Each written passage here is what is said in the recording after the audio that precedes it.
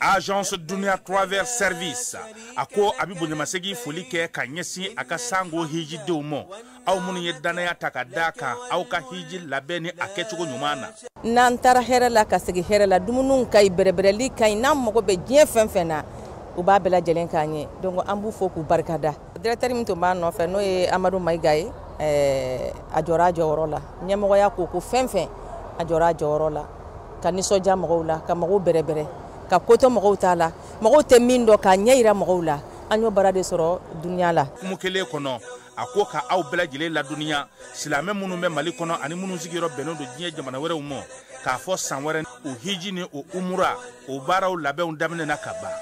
o mana aw munu ba fe ka hiji ke damu lakana ni basigi kono agence dunya akeme ko fere bela jele tige ka hiji ke jugo nyuma kala on bela jele labe ka bla awnye minyi ka do shiro ni damu ye ka surunya aw ka bato ke yoro la dumuni laki ka sanuma obi tobe ka bla aw ka bulo ka sagana ka wati bela jele la dogotoro jolewon olube aw no fe hiji ke yoro ani bato ke yoro wera bela jele la yoro be ani wati be baw bulu kuma do o ka busa ne de singa di agence Dunia Travel Service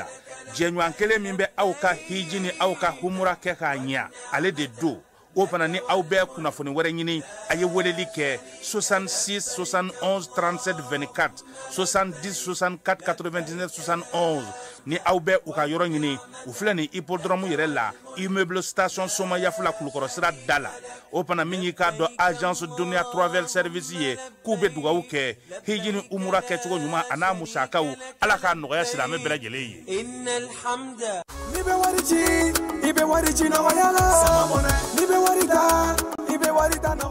Sama mone bi malion jorona ko nu hamina ko do o de la sama mone ma fen fara ka wari cili musakaw kan wa aka no ni mali wari ci siro be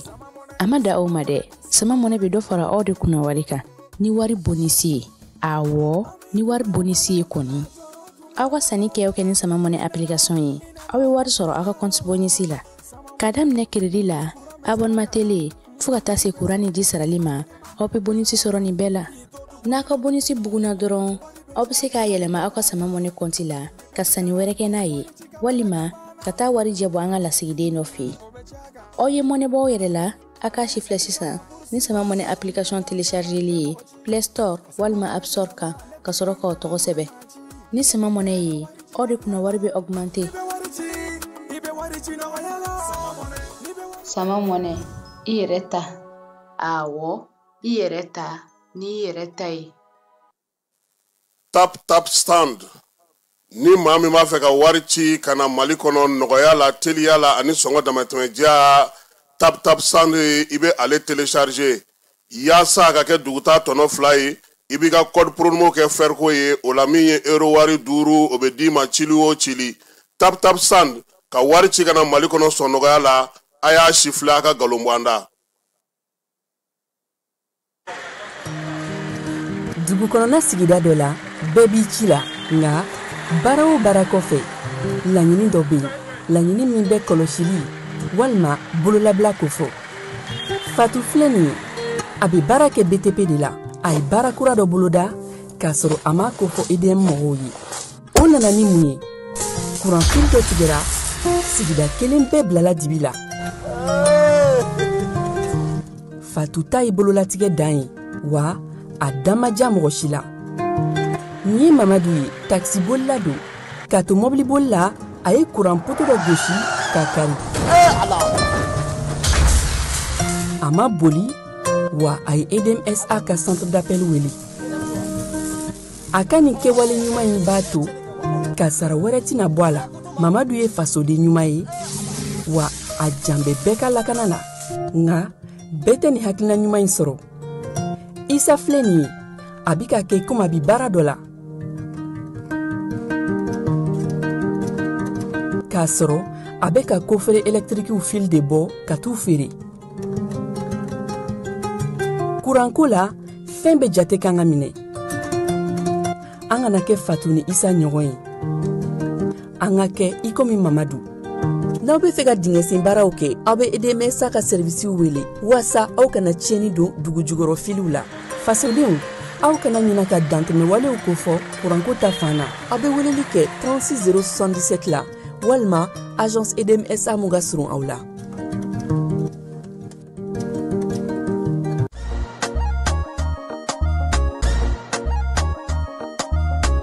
Aw bisimila hôtel Lafiya la. N'i ko hôtel Lafiya, wulikajɔw bolodalen don walasa aw bɛ se ka lafiya sɔrɔ cogo min na ani hakilisigi aw ka séjour la anw fɛ Mopti yan. Kɛrɛnkɛrɛnnenya la Mopti Sevare ka kɛ ni kurantigɛtigɛ ye min ye hôtel Lafiya Sevare ale ye wulikajɔw boloda ka se ka min ye awa fɛɛrɛ kɛrɛnkɛrɛnnen dɔw ta walasa aw bɛ se ka lafiya sɔrɔ cogo min na aw ka séjour la hôtel kɔnɔna na n'o ye ka panneau solaire installer min ye kurantigɛtigɛ o degun aw kana o ye séjour la l'hôtel yɛrɛ kɔnɔna na. Réservation ka kɛ kabi sisan min b'a to aw bɛ se k'aw ka séjour kɛ k'a sɔrɔ tɔɔrɔ tɛ aw kan degun tɛ aw kan hôtel Lafiya. Hôtel Lafiya ale filɛ ni Sevare Bangetaba yanni ka se aéroport sirafara ma station laban i kiniboloya fan fɛ i bi jigi o carré fɛ mètre 200 bɔɲango hôtel Lafiya ale cokolen bɛ i kiniboloya fan fɛ i bɛ se ka weleli kɛ nɛgɛjuru siraw fɛ 21 42 14 11 76 01 01 98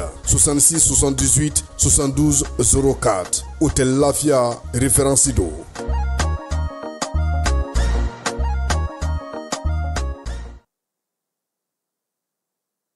Bela Jelema aw minnu b'a fɛ ka voyager k'a sɔrɔ a ma degun sɔrɔ a ka voyage kɔnɔna na compagnie de transport Somatra u y'a kanu ka na ni kari kura caman ye kari minnu dilanna norme kɔnɔna na aw ka lafiya kama a suspension wo a climatisation a siège wo n'i ye kari jɔlen ye foyi tɛ jigin kɔnɔ i bɛ se ka don a kɔnɔna na cogo min na Somatra e ka kari Somatra ne ka kari Somatra anw ka kari o hukumu kɔnɔna na kari ninnu bɛ sira ta don ko don Bamako Segu San Moti Kucala ka taa se Sikaso ma Keɲeba Kita o ma ɲina Yoro di Sahel maaw kɔ ka taa se Kolokani Jijeni fo ka taa se Bɛnma ma Somatra fiɲɛ foroko Somatra ka wuli hɛrɛ la ka se hɛrɛ la ayiwa client aw bɛ an ka bi baro bɛna ta décret kura mun tara jamana ɲɛmaw fɛ ka APDP ka baara kɛcogo fali depuis le 14 mai 2024 jamana ɲɛmaw ye conseil des ministres la u ye décret dɔ ta décret min bɛ warisara don APDP ka sɛbɛn ditaw la APDP ka sɛbɛn dita ninnu tun bɛ di fɔlɔ fu nka sisan warisara donna la a warisara procédure bɛ cogo di aw ni ne n'a fɔ ko personne physique anw ka traitement généralement ka caméra installer an ka so ka installer an ka forow la o musaka bɛ bɛn 5000 ma ni personne morale don sisan i b'a fɔ entreprise baara yɔrɔw ou bien jamana ka cakɛda minnu bɛ wari ladon u ka kɛsi kɔnɔ olu caméra installeli ye 20,000 ye nin fila bɛɛ la san 3 de ye a papier ninnu validité ye san 3 kɔfɛ i bɛ segin ka taa APDP la ka taa kurakuraya tuguni baara yɔrɔ bɛ na ni traitement wɛrɛw ye i b'a fɔ gestion du personnel gestion de la clientèle contrôle d'accès ninnu ou bien gestion du recrutement o n'a ɲɔgɔnna caman olu bɛɛ lajɛlen olu bɛ ta APDP fɛ 20,000 ou bien 40,000 pour que ka se ka o bɛɛ lajɛlen farafasiya ka bɔ ɲɔgɔn na a bɛ wuli ka se APDP la APDP mɔgɔw b'aw dɛmɛ k'aw ka traitement cartographique kɛ n'o kɛra musaka mun kan ka sara traitement mun na o musakaw bɛ d'aw kulo kan o wari mana fara ɲɔgɔn kan a bɛ reverser jamana wakandeba de kɔnɔ n'a fɔ ko trésor public o kunnafoniya de kun b'an bolo ka d'aw kulo kan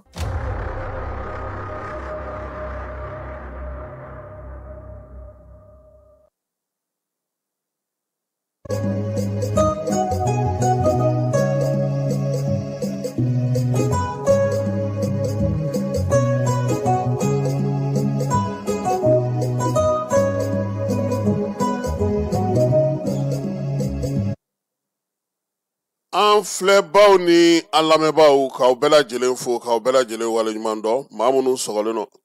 an na nin waati na k'an b'a bɛɛ lajɛlen fo fala ye bi tilega in na an ka baabu bɛna taa n'an ye musée kɔnɔna na musée national Alpha di ale ka tɔgɔla ɲɛnajɛ ni o ye AES Caravane ye ɲaamɛ tɛmɛnen kɔfɛ Bamakɔ ta daminɛna kunungo ni bi don tile fila baara don bi ta ye ŋɔni su in na sa min ye fini maa minnu b'a fɛ ka finiw ye sa fini kalalen ɲumanw ye o défilé de mode o bɛ kɛ bi ta la kunungo y'a kurumo karili ye seko ni dɔnko hukumu kɔnɔna na nin waati in na minisiri Mamu Dafe baara mun kɛra kalo 6 fɔlɔ kɔnɔna na ani kunnafonidilaw bɛ ɲɛ ŋwɛn a bɛ ka o baabu dantigɛ ko ni Ala sɔnna a ma ko min ye CICB filanan ko bɛna sɔn ka jɔ an ka jamana kɔnɔ Mali ni Inde fana olu ye bolo di ɲɔgɔn ma fala ye ka siniman tɔgɔla don fana sigi o baaraw daminɛna kunungo CICB la jɔnjɔn taara ka di Cheikh Umar Sissoco ma ale ni Fatumata Kulibali n'an b'a wele ko FC an n'an da don o fana na denmisɛnnin minnu kɛra ɲɔgɔn tɛ ɲɔgɔnmada ye kalanko la olu fana bonbolo kɛra u fana ye fala ye k'u wele minisiriso la k'u ka attestation k'olu d'u ma sɛbɛnni kɔrɔ bingalikɛla dɔw minɛna fala ye min ye muso kelen bɛ a la e ko ninnu ta 700,000 o ti 140,000 ye Mahamudu ninnu ka ko yɛrɛ suyɛnni kɛra minnu fɛ olu nana ko 2,000,000 de tunun olu fɛ yen zo minnu minɛna ni ne taara ye u bolo fala ye sɔɔni an n'an da don o bɛɛ lajɛlen na sa ani kibaruya kɔrɔlen minnu dɔw b'an bolo ka ji da olu sɛnɛ ka bi tilegan in na bɛɛ lajɛlen bɛ se ka faamuyali sɔrɔ a la cogo min na.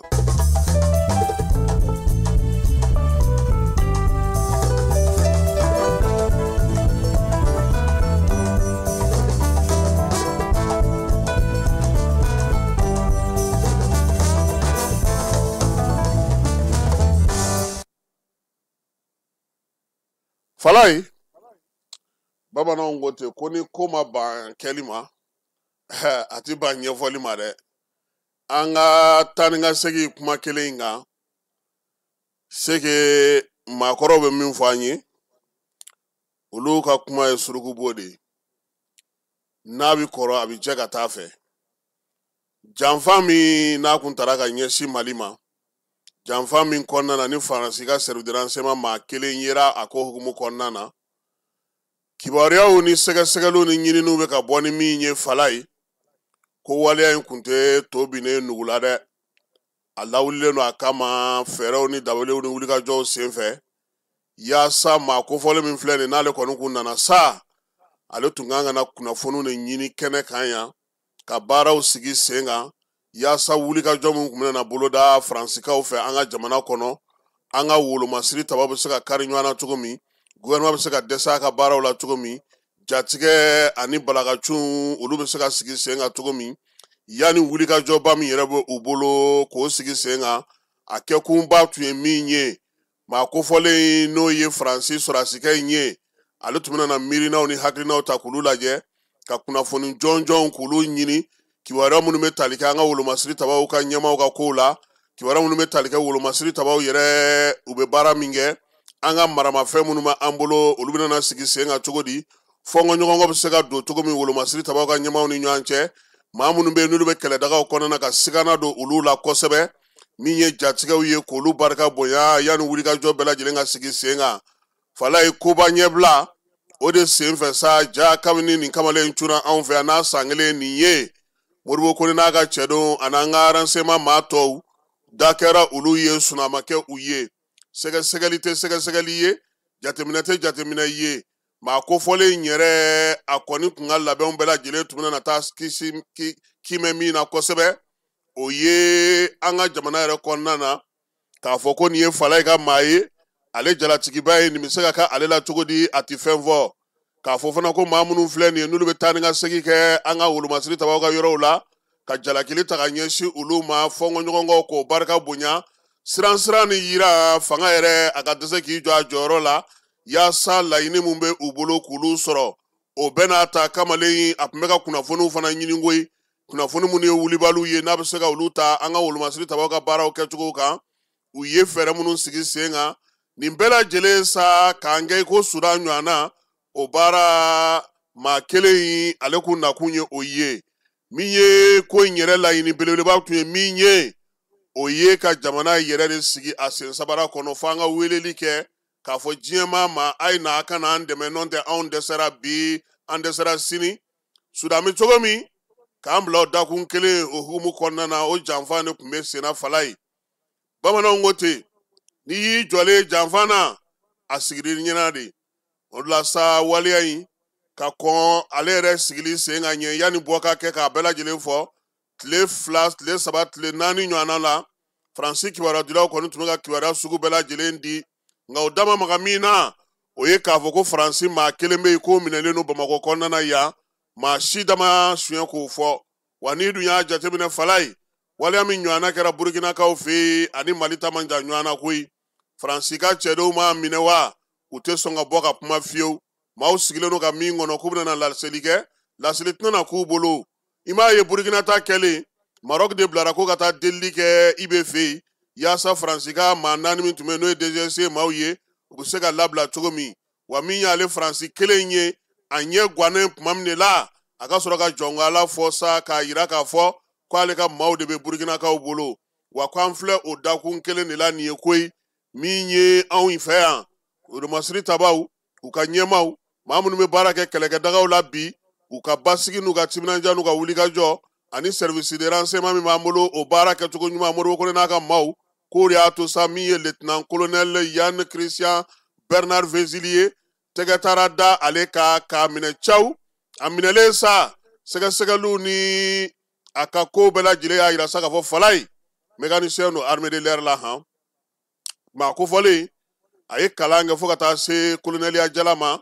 o Jala lieutenant colonel Jala o de b'a bolo bi Faransi yɛrɛ ka danaya dara a kan nka wulikajɔ minnu n'a nan'o kɛ Bamako o tun ye ka sɔrɔdasi ɲɛmaaw sɔrɔ a yɛrɛ bolokɔrɔ ani minnu bɛ jɛ ka baara in kɛ dugudentɔnw bɛrɛbɛrɛlitɔnw maa minnu bɛ n'olu kumakan lamɛnnen don k'a lajɛ sa ale yɛrɛ na jigin gɛrɛn kɔnɔnaw la ka taa lajɛ n'o y'a sɔrɔ Wolomasiri tabaw fɛlen don n'u fɛlen tɛ k'a sɔrɔ a nana de ko Faransi lasigidenso bɛ an fɛ yan olu ka deuxième conseiller o baarakɛla de don deuxième conseiller ja sɔrɔdasi dafalen y'a ye ale kɔni jamanaw cɛ sira ɲɛnabɔ baara a tun t'o la dɛ jamana bɛ se ka dafiri cogo min Bamakɔ kɔnɔna na a ka wulikajɔ n'a ka cɛsiriw ani politikimaaw dɔw ye ɲɔgɔn ye sɔrɔdasi minnu gɛnnen don ka bɔ sɔrɔdasiya la ani minnu bɛ yen ni olu kɔni bɛ yen ko olu dɔw k'u fusinenen don ani olu ye dɔw ye ɲɔgɔn ye a yirala fana k'a fɔ ko min ye denmisɛnnin jɛkulu dɔw ye ani olu fana kumana layidu kun taara sa waati nataw la a kunna sɔmini ka wulikajɔ kɛ ka taa don gɛrɛn kɔnɔnaw la ka Bamako fa bɛɛ lajɛlen ka sen n'o ye tuma min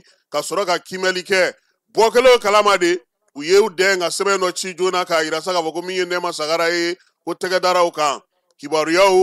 n'o ye Faransi kibaruyadilaw ye u y'u sinsin o de kan k'o mamu k'o fɔ ka taa fa bɛɛ lajɛlen fɛ sɛgɛsɛgɛlikɛlaw ni kimɛlikɛlaw ni jateminɛlikɛlaw maa minnu ye ko in lakɔlɔsi olu ko bɔlɔlɔ sira fɛ fɛn min bɛ n'a fɔ ma WhatsApp o sanfɛla la sa ko in kɔni sɛbɛkɔrɔ dasira ye k'a sɔrɔ min ye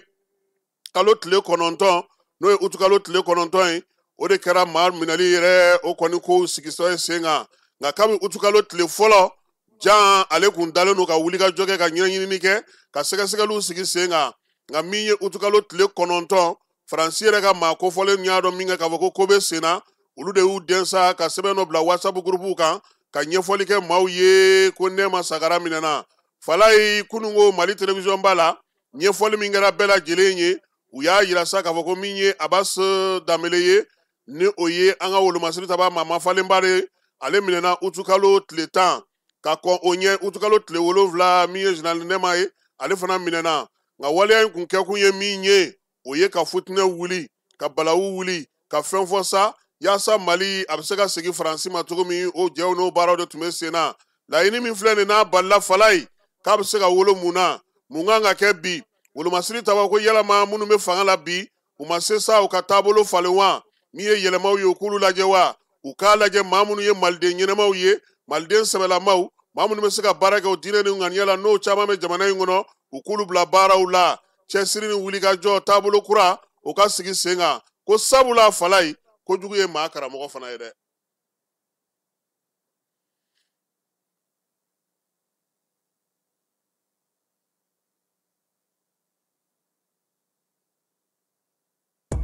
Yurugu ani namara Orange Money kan u ka dabila an ka client aw ni ɲankuma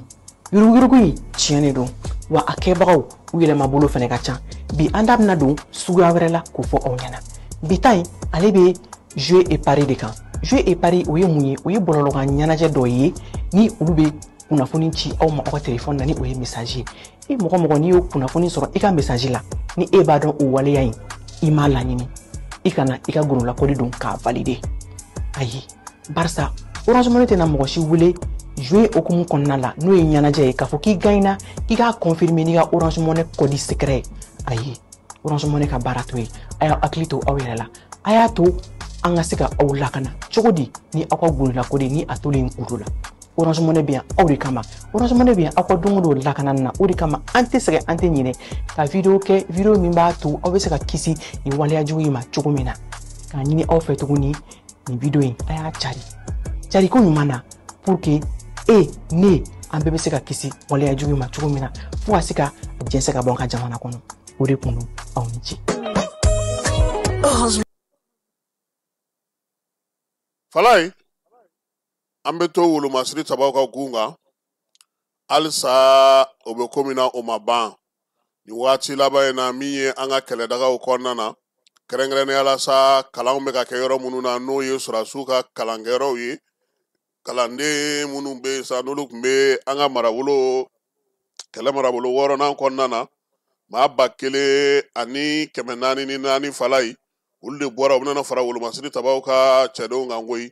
ni maa ninnu ka kalan kɛra yɔrɔ min na sa Sufurula ye Moti mara la sa u ye kalikasiyɛn kɛ drapeau kɔni ale jukɔrɔla la nin kalo in tile 11 commandant secteur 4 ni o ye dugukoloko ɲɛmaa ye Ablaye Kulibali Moti mara la ale tun bɛ yen a n'a nagakɔrɔmaw caman kalo 6 kalan kɔfɛ sa sɔrɔdasiya dugumana n'a sanfɛla k'o bɛɛ lajɛlen kɛ denmisɛnninlakaw kun marifa cicogo min ye k'i nin gɛlɛya i ka se ka mɛn kɛlɛ la i ka se k'i fasa ja kosɛbɛ kalan minnu bɛ tali kɛ o ko hukumu kɔnɔna na o bɛɛ lajɛlen kɛra Sufurulaikaw fɛ yen kan min bɛ Sufurula ni kalan min k'ale kɔnɔ sa wolomasiri tabaw ka gun ka Falai o ɲɛmaaba o ye lieutenant colonel Jaje Ture ye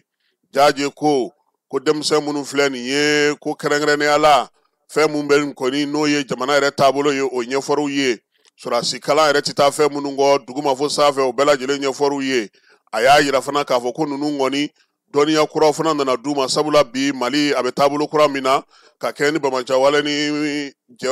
kɛlɛli ye kɛlɛ k'a k'i kelen na ni k'a jɛ k'a kɛ ni maaw ye o bɛɛ lajɛlen ko ɲɛfɔriw ɲɛna koyi u ka wulikajɔ n'u ka cɛsiri o y'a to min ye baara in ye kalo 6 in kɔnɔna u y'u fasa ja commandant secteur 4 n'o ye dugukoloko ɲɛmaaba ye colonel Ablaye Kulibali ale yɛrɛ tun bɛ kɛnɛ kan ye a ko nafaba bɛ ninnu bɔli la sabula bi Mali a mago bɛ fɛn min na o ye cɛdenw ye cɛden minnu bɛ yen ni u minnen don fasoden ɲumanya ale ji la wulikajɔ ani sɔrɔdasiya k'o fana baaraw kɛcogo ɲɛdɔn o de la sa min ye nin ko in ye k'a b'u fo u k'a bila u kunna Falai k'u bɛ terrain kan ka ban han ko cérémonie yɛrɛ colonel ko ye terrain daminɛ ye koyi baara ale kun cɛla ni ji min ye ji min senfɛ sa u ye dɔw ɲɛsiri marifa a sigicogo ɲɔgɔn na k'a sigi sen kan olu ka se k'o fɔ soldat première classe Umu Jagite ale ye sɛbɛn in ale fa siri Falai n'an bɔra yen an bɛ segin ka na Bamako an bɛ taa Bamako min ye ekɔliso kalan minisiriso ale kɔnɔna na waleɲumandɔn ni bonyamasegin ka ɲɛsin denmisɛnninw ma denmisɛnnin minnu bɛ yen n'olu y'u cɛsiri ɲinansan kɔnɔna na ka se ka kɛ ɲɔgɔn tɛ ɲɔgɔnmadaw ye minisiri ale ka ɲɔgɔn ye soba min bɛ yen baara in kɛra o kɔnɔna na kunungo kunasiniko nin kalo in tile 14 n'o ye alamisa ye jɔnjɔnw ale ni bonyamasegin kɛra denmisɛnninw ye denmisɛnnin minnu kɛra ɲɔgɔn tɛ ɲɔgɔnmada ye dɛfu la ale ni baki waleya in sa minisiri Amadu Sizavane ale yɛrɛ tun bɛ kɛnɛ kan a n'a nabakɔrɔmaw bɛɛ lajɛlen ye ani kalanden minnu bɛ yen n'olu ye se sɔrɔ olu somaw a ka kuma na sa a ye bonyamasegin ta ka ɲɛsin denmisɛnninlaka ninnu ma k'u bɛna kɛ misali ye u k'u cɛsiri k'u jija wa a y'a ɲini u fɛ fana k'a fɔ ko min ye ale ka minisiriso ye a bɛna cɛsiri bɛɛ lajɛlen kɛ kalan tacogo ɲuman bonya ni karama ekɔlidenw ani ekɔlikaramɔgɔw olu ka ɲɔgɔn bonya kɔnɔna na ko baaraw bɛna kɛ ten ekɔliden somaw a y'olu fana fo maa bɛ yen n'o kɔni ye Mali dɛmɛ ɲinan kalanko in kɔnɔna na a y'u bɛɛ lajɛlen fo k'u bɛɛ lajɛlen waleɲuman dɔn denmisɛnnin ninnu a y'a yir'u la sa k'a fɔ ko sisan ko doni de dar'u kun dɛ fa ni baw y'u seko kɛ k'u se yɔrɔ min na bi min ye jamana bɛɛ lajɛlen ɲɛjɔyɔrɔ de bɛna na k'u ye sisan k'a ta nin waati in na min ye kalandenw tɔgɔ la sa maa min bɛ ni ale bɛɛ lajɛlen da ɲinan dɛfu la ale de kɔni ye foli kɛ n'o o ye Abibatu Kɔnti Kulibali ye dɛfu première nationale ka bɔ Prytanée militaire la a ye waleɲumandɔn kɛ minisiri ye ka waleɲumandɔn kɛ o somɔgɔw ye min ye ekɔli karamɔgɔw ye k'olu fana fo k'u waleɲumandɔn maa 6 ninnu Falai 3 fɔlɔ dɛfu la ani 3 fɔlɔ baki la donbolo kɛra u bɛɛ lajɛlen k'u ka attestation k'olu ta k'o d'u ma ayiwa an ka sinɛningale an ka manamani a taara Atlanta dɛ Sika Kone k'a ye tɔn sɔrɔ han Espagne ta ye ko o bɔra tuguni Atlanta Dream k'a ye contrat signé ye min ye san laban tɔ in na sa ana baara kɛ kibaruya o sɔrɔla ka bɔ Mali farikolo ɲɛnajɛ min bɛ n'o ye basikɛti ye o ɲɛmaayaso o yɔrɔ ko ni Ala sɔnna a ma min ye ɲinansan tɔ baaraw a n'o kɛ Atlanta Dream maaw olu fɛ yen yaasa k'a ka basikɛti ko tɔ bɛɛ lajɛlen kɛ an b'a fɔ sa ko siga ko ne ko halisa ko Ala ka fiɲɛ ka yɛlɛnso ye Ala ka garisigɛ kɛ ka fara wɛrɛ ci fala ye baarakɛla minnu b'an ka jamana kɔnɔ ka se ka olu hakɛ dɔn baara min bɛ sigi sa n'o ye jamana yɛrɛ kɔnɔna yɛlɛmaliko ba bamu fɔra sa baarakɛlaw ka hakɛ ta na sira fɛ fala ye ka baarakɛla dɔn a bɛ taa baarakɛyɔrɔ la wa a tɛ taa baarakɛyɔrɔ la wa k'a jate k'a dɔn ka bugunatigɛ sigi a la k'a lakɔlɔsili baara bɛɛ lajɛlen kɛ o kɛra kununko kuluba jamanakuntigi ye min sɔrɔ a kɛnɛ kan an ka jɛ ka o lamɛn.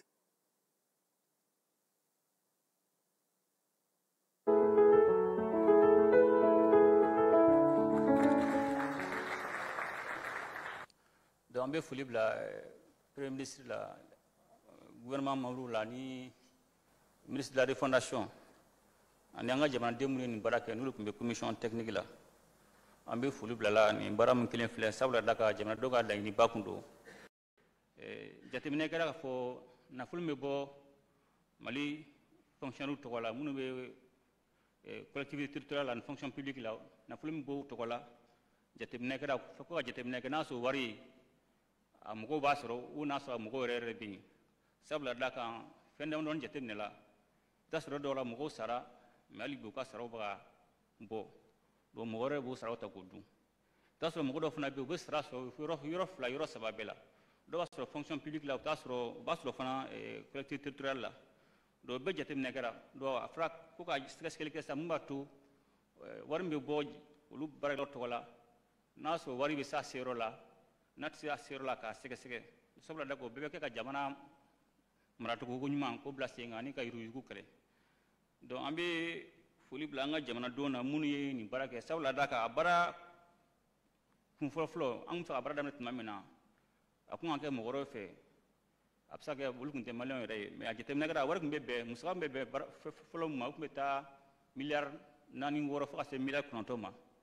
o de kun na an yɛrɛ ɲini an ka jamanadenw fɛ an ka yɛrɛmahɔrɔnya kɔnɔna la an ka jamanadenw ka baara kɛ donc a baara kɛlen fo ka na se sisan ma wari min donna n'a ye jateminɛ a tɛ miliyari 1 yɛrɛ bɔ donc an bɛ foli bila an ka jamanadenw na ni yɛrɛmahɔrɔnya baara la donc o tɛmɛnen kɔ jateminɛ kɛra fɔ tuma na baara bɛ daminɛ 2022 jateminɛ kɛra fɔ baarakɛla minnu bɛ u tuma u tun bɛ bɛn baarakɛla 158 ani 317 baarakɛla de ma bon minnu kodɔnna sɛgɛsɛgɛli kɛlɛ minnu kodɔnna o bɛnna 122 ani mɔgɔ 166 bon minnu ma kodɔn yɛrɛ o bɛ bɛn 36 ani mɔgɔ 151 donc o b'a yira hali bi gɛlɛya bɛ yen donc o mɔgɔ minnu ma kodɔn olu ka wari n'i y'o jateminɛ o bɛ taa bɛn miliyari 48 kunkanfɛn ma donc o b'a yira soit o wari a mɔgɔw u ma t'u yɛrɛ lakodɔn ou a wari mɔgɔ de b'a ta ka dun donc pour que nɔgɔ b'o o baara la sisan kɔni baara bɛɛ banna pewu mais pour que an kana don dɔ gasi la ou bi kana kɛ dɔ kan a fɔra k'u ka kalo 3 di jamanadenw ma minnu yɛrɛ lakodɔn u ka t'u lakodɔn n'o kalo 3 tɛmɛna o miliyari 48 kunkanfɛn a bɛ taga bila jamana wanganden kɔnɔ o wari bɛ se k'an permettre a bɛ se k'an dɛmɛ an bɛ ka mɔgɔ min ta ka bila forobaca la ka dɔ fara jama kan a bɛ se k'an dɛmɛ ka dɔgɔtɔrɔsow dilan a bɛ se k'an dɛmɛ ka siraw dilan nin bɛɛ b'a hali bi jamana in tɛ fantan jamana ye mais fɛn min don fo bɛɛ de ka i jɔ i jɔyɔrɔ la fo bɛɛ de ka hinɛ jamana na i ka baarakɛda la nin wari mana sɔrɔ sisan a mana kɛ caman bɛ ka nin baara kɛ dɛ u denw tɛ baara la u dɔgɔninw tɛ baara la u balimaw tɛ baara la donc bɛɛ bɛ se ka kɛ sababu ye min b'a to an bɛ dɔ fara jama kan mais minnu ye baara kɛ vraiment n b'u fo dan tɛ foli min na n b'a fɔ premier ministre na donc an bɛ médaille d'u ma hali bi an ka cɛsiri mali y'an de ta ye an fɛ mali ka kɛ cogo min na mali bɛ k'o de ye. Aya ala ka o don yira an na fala ye président an b'a yɛrɛ fo cɛsiri ni timinadiya ni wulikajɔ min ye maa kɔni ye fala ye maa 158 317 Mali jamana kɔnɔna bi sɛgɛsɛgɛli a kun kan ka kɛ olu de la. 122 166 fala ye olu de sera ka ye ɲɛ na ani k'u ka biométrique fana ta ka olu kɛ. Maa min b'a jɛ sa o ye 36 151 ye. O de musaka bɛ taa sɔrɔ sa u bɛ mun ta san kɔnɔ maa minnu tɛ ka ye ɲɛ na han ti taa yɔrɔ si. An ka faso baarakɛla jinaw o de ye 30 ani 101 fala ye. Olu ka musaka min bɛ don olu la o de ye sefa wari miliyari 48 buruburu 28 san o san o y'olu ka sara ye. Jinɛ minnu t'i ye baarakɛyɔrɔ la kɔni. Fala n ko su ka wari tun bɛ dun an fɛ yan. Su Ala ka jamana in kisi, Ala ka jamana in taga. Kunun ko jamanakuntigi a ye donbolo kɛ ka dɛmɛ ta ka ɲɛsin sifinnakaw ma.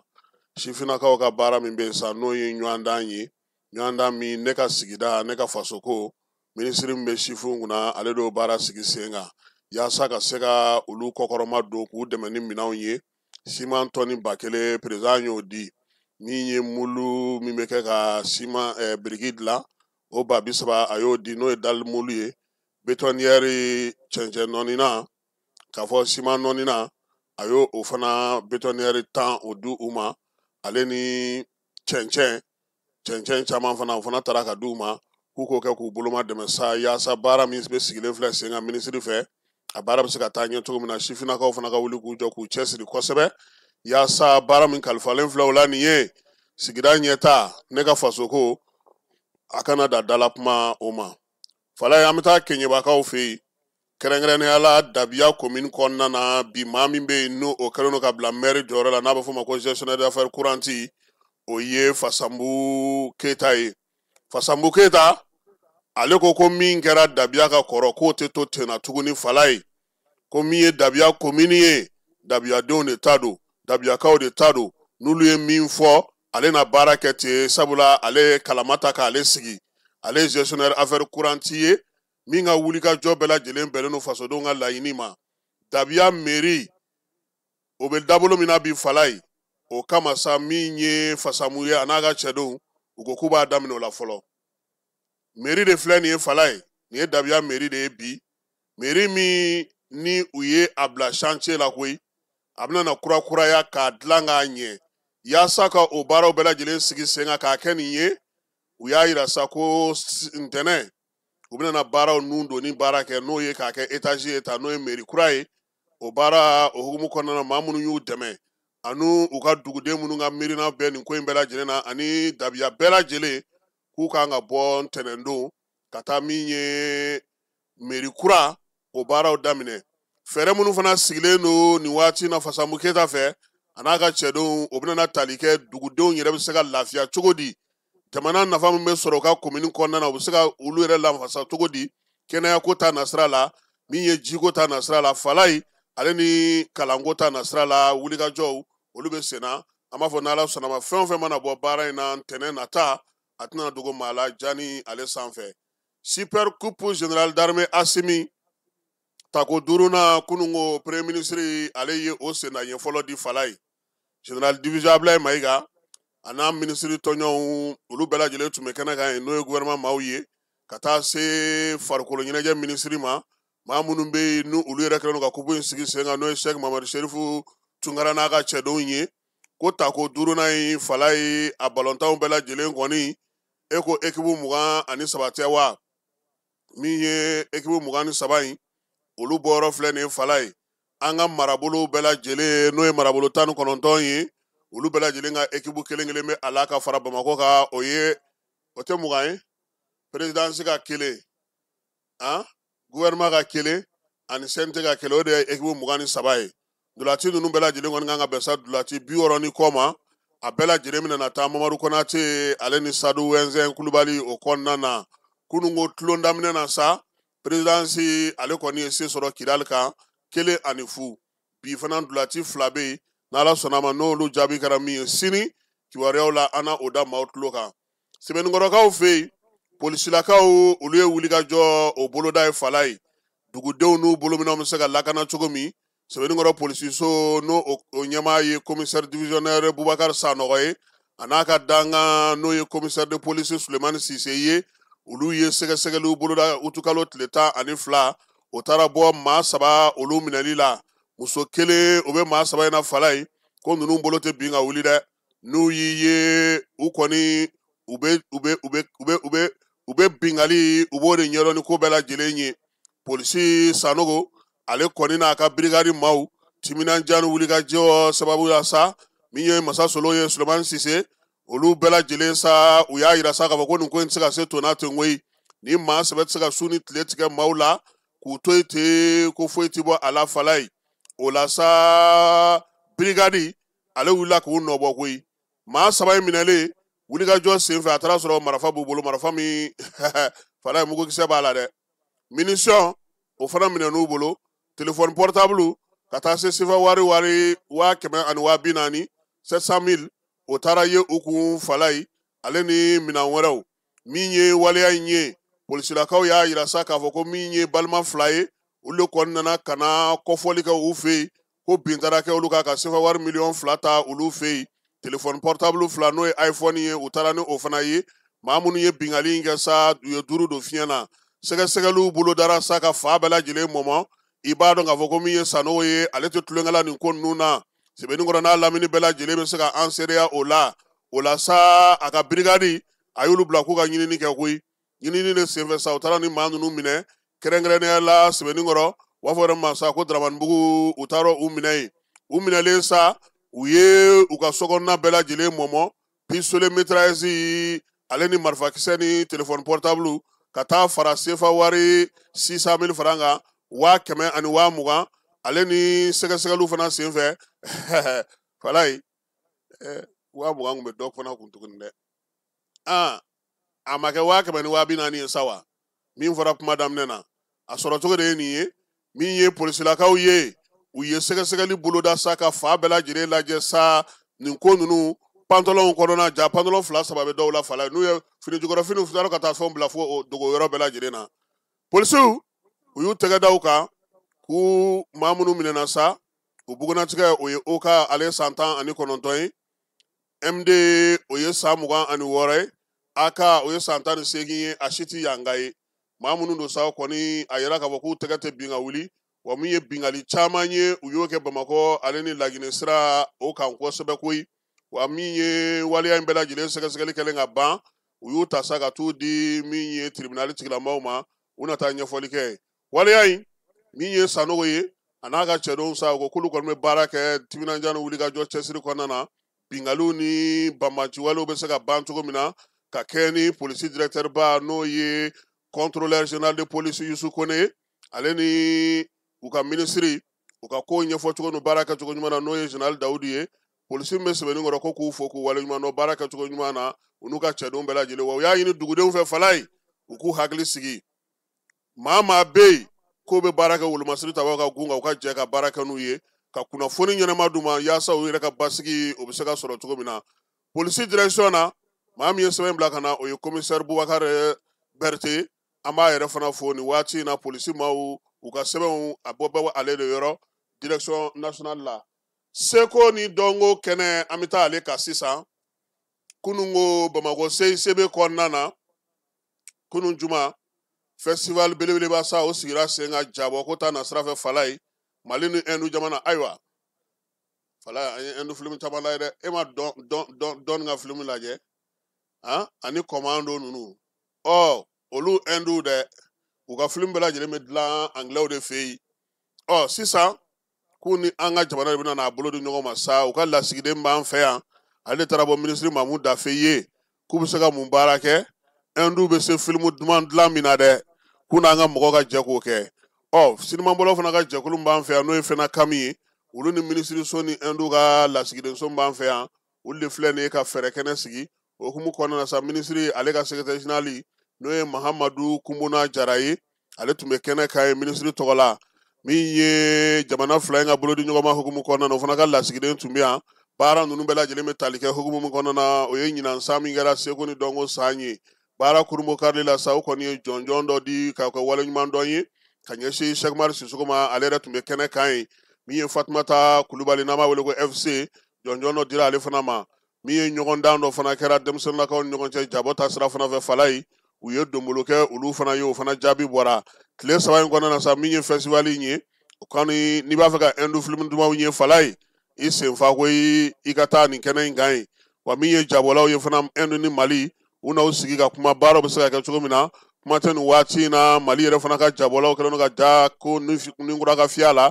u ye min sigi sen kan sa ko Maliwood ale ye miirina ta min na sa o ye Bollywood ye ani Nollywood ka bɔ Hollywoodkaw yɛrɛ fɛ yen yaasa an ka jaw bɛ se ka ye ka ɲɛ cogo min na minisiri min bɛ yen ni ale bɛ seko ni dɔnko kunna Mamu Dafe ale ni a diɲɔgɔnkɛ n'o o ye général de corps d'armée Ismaël Wage ye kunun ko olu taara Alfadi ni o ye Nigerkaw ka kalalikɛlaba in ye ale ka fɛɛrɛ kɛnɛ min bɛ ka sigi AES jamanaw na bi a yɛrɛ Fadugu ta bannen kɔfɛ pewu a nana Bamako ka na bɔlɔ don yanni Burkina ta waati ka se o la sa bi ani kunu k'a fɔ kunu ni bi sa kɛ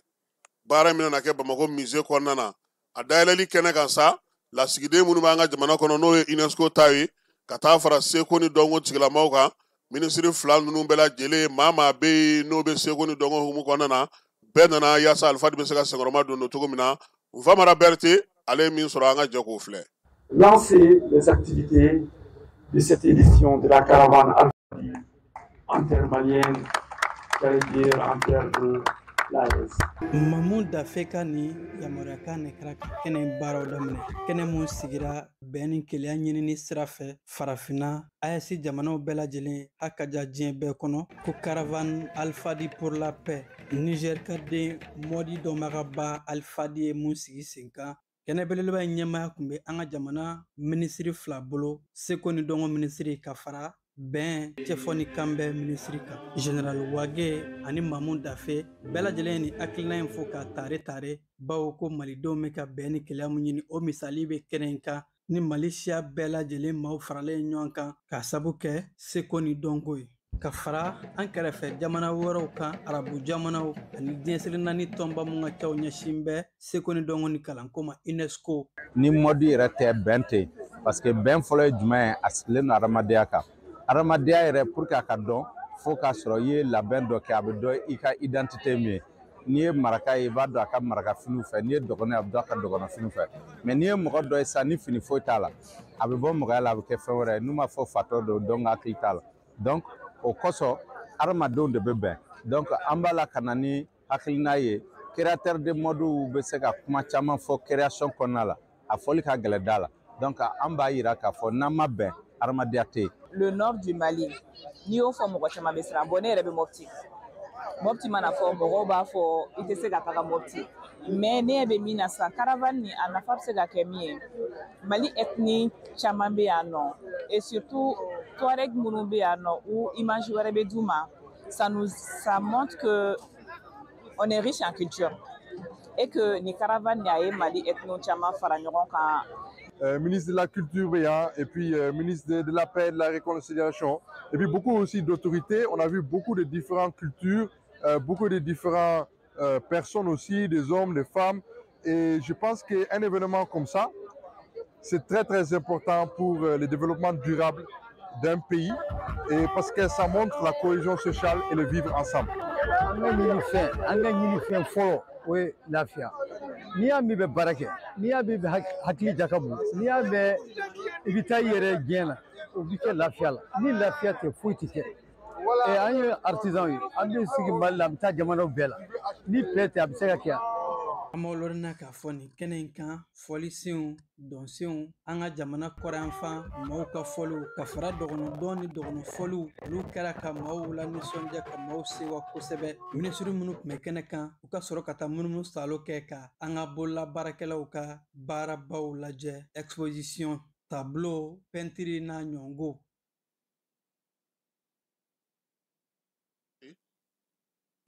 An y'a daminɛ ni min b'a kun cɛ n'o ye o ye fanga jaso min ma se ka sira sɔrɔ maliyɛnw u y'u hakilina di a ko kan an ka jɛ ka u lamɛn Kɛba Jalo ale ye micro d'u ma. Ne tɔgɔ Madu Kulubali hakilila yɔrɔ b'a la a ma ɲɛ quoi a bi ma ɲɛ a ma ɲɛ sini sabula ka d'a kan n'a fɔra ko jamana bɛ nin cogo la ne t'a dɔn ne madukun yɛrɛ ko mɔgɔ bɛ wuli k'i bɛna kana jamana mais est ce que jamanadenw yɛrɛ halalaw don han an population an kan ka wuli k'a jira u la de a ma diya n ye bi a ma diya n ye sini nin kɛ jamana yɛrɛ bɛ état min na bi n'a fɔra an ka burusi kɔnɔ duguw ka kala a bɛ tila kana jamana fana capitale fana kala ka d'an ma o tuma an bɛ mun de kɛ sisan. ne tɔgɔ Chakan jamu ye Tarawele an yɛrɛw y'a mɛn k'a fɔ ko tentative de coup d'état bɛ yen nka sur a dan kɛnɛmayara an bɛɛ y'a sɔrɔ réseau sanfɛ ani téléjournaliw la bon an ka hakilila tɛ tentative de coup d'état nin waati in na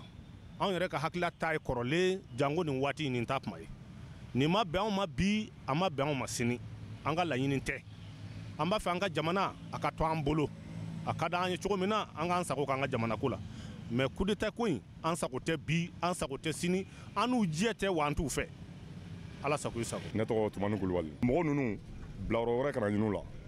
hakili bɛ kuma tɔ dafa a kan ka kɛ kɛcogo min na a ka kɛ ten tɔ an ka jamana an yɛrɛ mun bɛ ka kuma bi ne b'a dɔn hali ni jamana in hɛrɛ ma k'anw ɲɛna an mago b'an denw a n'an mɔdenw de la kunun tɛmɛna bi an faw tɛmɛna olu tora maɲumako la ka na se anw yɛrɛ ma fɔ bi an bɛna ka taa kaburu kɔnɔna la jamana in b'o nagasi kelen la n'a fɔra ko mɔgɔ dɔw nana o bɛ ka baara ta ni sɛbɛ kɛlɛ bɛ sen na fɛn bɛɛ lajɛlen bɛ sen na mais a bɛ k'a ɲini ka baara kɛ sira bɛɛ dɔ kan jija kɔnɔna na n'a fɔra ko mɔgɔ dɔ bɛ ka sɔrɔ mun bɛ k'olu sɔngɔma cɛ e yɛrɛ b'olu miiri jamana jugu de ye wa e b'a olu miiri jamana ɲin dɔw de ye a bɛɛ ye dɔrɔn parce que tubabuw ka namu de don u b'a ɲini ka wari don u bolo dɔrɔn fana ka hakilinasu ta ka d'u ma o mana u b'a fɔ k'u bɛna baara kɛ ka jamana in segin k'a dabiri an bɛ niveau min na bi ni Mali jiginna dingɛ kɔnɔ an bɛ bɔ bilen yan. tɔgɔ ye Kɔba Kulibali an yɛrɛw jigi da bɛ sɔrɔsiw kan n'a fɔra ko dɔw fana b'a fɔ k'u bɛ coup d'état kɛ an jigila bɛ waro dɛ mais an b'a fɔ a semiya u ka taa n'u ka ko ye an ka dugawu b'u ye maliyɛn bɛɛ ka dugawu b'u ye n'Ala sɔnna ma u tɛ kɛ jugu sago ye. ne tɔgɔ Isa Ture bon ne kɔni hakilinata ye min ye coup d'état tɛ jamana taaɲɛ fɛn min don a man ɲi jamana ma jamana yɛrɛ bɛ gɛlɛya min kɔnɔ bi n'a fɔra ko coup d'état ka kɛ a nafa ka dɔgɔ donc an bɛ an balimaw sensibiliser bɛɛ ka i yɛrɛ minɛ bɛɛ ka jamana bonya bɛɛ ka taa taabolo ɲuman kan o de ka fisa ni coup d'état ye. ne tɔgɔ Fuseni Kulubali vraiment nin t'a wagati mɔgɔ bɛ jamana in jɔli fɛ nin tɛ nin wagati parce que an bɛ k'an yɛrɛ ɲini les deux côtés kɔfɛmɔgɔw b'an kan n'a fɔra sokɔnɔmɔgɔw fana b'an kan nin t'a wagati sincèrement di u ye nin kɛ précisément an yɛrɛ jigila tigɛ la quoi parce que normalement an kan ka fara ɲɔgɔn kan pour causer pour ka ninnu dɛmɛ mais n'a fɔra ko e de bɛna kɛ ninnu de non vraiment a ma diya mɔgɔ si ye maliyɛn kɔnɔmɔgɔ fara kɛnɛma a ma diya mɔgɔ si ye précisément a ma diya ne yɛrɛ kɔni. Musa Daɲogo vraiment ne hakilinata ye min ye bon a kɛcogo man ɲa quoi donc ne fɛ jamana bɛ état min na sisan an ka ɲi k'a ɲini k'a bɔ o bolo de kan bon a ma diya n ye fiyewu wa an ye hakilinata de y'o ye. Tarawele Alu ne yɛrɛ y'a kuma mɛn a ma diya ne ye hali dɔɔni parce que jamana in bɛ yɔrɔ min sisan jamana mago tɛ nin ko sugu ninnu na an mago bɛ bɛn de la k'an bolo di ɲɔgɔn ma pour que jamana bɛ gɛlɛya min kɔnɔ an b'a fɛ ka bɔ o kɔnɔ.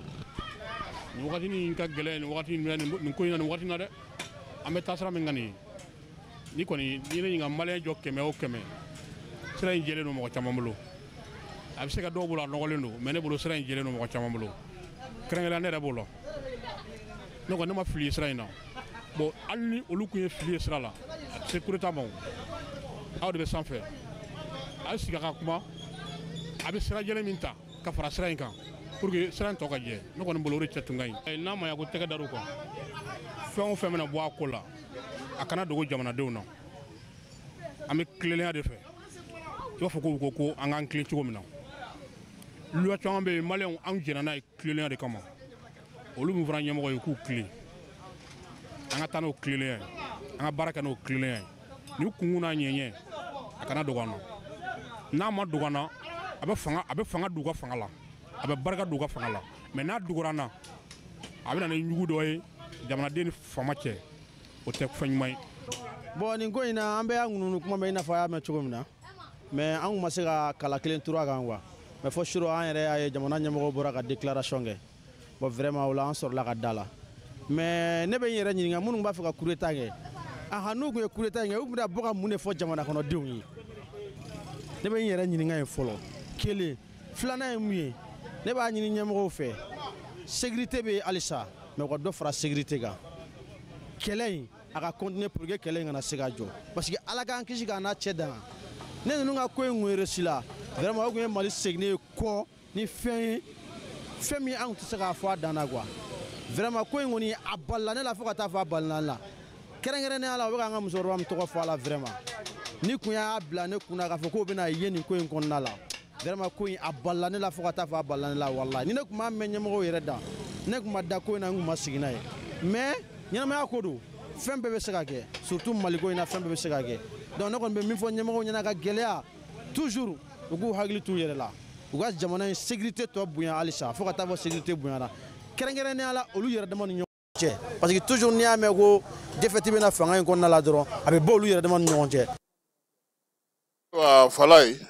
nin bɛ dan sigi an ka bi kibaruya la kibaruya minnu dira ma e yɛrɛ fɛ ani ne n bɛ dugawu kɛ sa ala ka jamana in basigi halisa ala ka jamana ɲɛmajɔ jamanadenw ala k'an bɛɛ lajɛlen kan bɛn jamana ɲɛmaaw fana ala ka hakilina ɲuman d'u ma faso a maracogo ɲuman na nin waati na maa caman ye message ci an ma furancɛla fanga ko ka senkɔrɔma don baara min b'u bolo k'u cɛsiri a la min ye malidenw ye u ka danaya o bɛ u kan n'o ye an ka ɲɛmaaw ye an bɛ dugawu kɛ ala ka o ta ɲɛ ala ka o sinsin a k'an bɛn sini ni ala sɔnna ma nɛgɛ kanɲɛ 18 Falaye Keyita kun bɛ ani ne yɛrɛ ala ka tile hɛrɛ cɛ ala ka sɔn ɲuman kan sini kɛnɛ laban ɲuman ala k'o d'an ma ala k'an ka jamana kisi ala k'an ka jamana tanga. An ka ɲɔgɔn dɛmɛ ka binŋɛnikɛlaw ni maafalaw ni walijugutigilamaw kɛlɛ a y'anw dɛmɛ an k'aw dɛmɛ ka binŋɛnikɛlaw ni maafalaw ni walijugutigilamaw kɛlɛ n'a ye kunnafoni sɔrɔ binŋɛnikɛlaw ni maafalaw ni walijugutigilamaw kan a ye nɛgɛjuru ci dɛmɛso la nɛgɛjuru sira fɛ wari tɛ sara min na 80 0 11 20 walima 80 0 11